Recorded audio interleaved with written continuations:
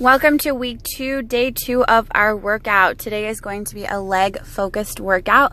So we're starting today with dumbbell sumo squats. So I'm squatting, but you can see that unlike a regular squat, I have my feet further than shoulder width apart and I have my toes pointed out. So we kind of look like a sumo wrestler when we're squatting down. I have one dumbbell in between my hands. I'm holding it long ways. And you could actually use a heavier weight for this if you have access to one, maybe like 25, 30 pounds. Make sure you squeeze your booty when you reach the top of it and keep your core nice and tight throughout the whole thing, especially if you're using that heavier weight. After this, we'll be going into lunge pulses. So I'm in a lunge position, and instead of going all the way up and all the way down, I'm staying kind of low and I'm just pulsing the whole time. So this should create a good burn on your legs. You can see that my knee is still not going in front of my toe.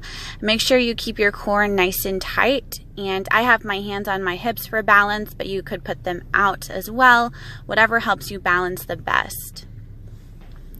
After that, we're doing a dumbbell deadlift, and this was part of our workout last week, so I'm not going to explain this to you here. If you need to go back and watch that one to remind yourself, then do it, but I just thought I'd show you a quick clip. All right, then we're going into squat jumps. So I'm going into a squat and then jumping and exploding off the ground as hard as I can. All right, make sure you're really trying to get off the ground. Don't just come up and kind of go up on your toes. Really explode out of it. Yes, it's going to hurt, but that's what's going to make it effective. After that, we're doing burpees. So to start a burpee, you jump up, go down into a squat, out into a push-up position, back to a squat, and then jump up off the ground from there. This is a cardio movement, so it will get you a little out of breath, but that's why we're only doing a small number of reps with these. Then we're going into a split lunge. So I have my back leg propped up on a chair. You can use a couch, a chair that you have, a lower step if you don't want to prop it up so high. Anything would be fine for that. I'm just doing a regular lunge here. You can see I'm still making sure my knee isn't going in front of my toe. And if it is, maybe just scoot your front foot out a little bit further. Give yourself a little better of a stretch here with this exercise.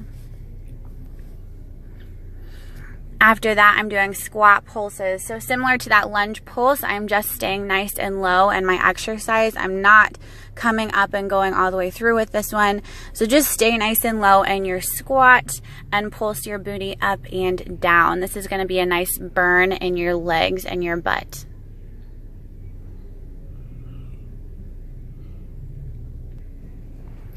After that, we're going into a knee tuck crunch. So I'm in a push-up position with my feet up on a yoga ball, and I'm just rolling that yoga ball in and bringing my knees up to my chest. You're gonna have to make sure your arms are locked out here nice and tight with this one. That's what's really supporting you here is your arms. So you're gonna feel this one in your abs. Next, we're going into a leg curl. So here we're laying on our back with our feet on the ball, and I'm just curling it into my butt, and you're gonna feel this one in your hamstrings, the back of your legs, and then your booty as well. Keep your core nice and tight. It should be elevated off the ground for this exercise. Better. The last thing we're doing is just a twist crunch on our yoga ball. So I'm just sitting up and twisting to each side at one time and making a little crunch motion. Keep your core nice and tight, and that'll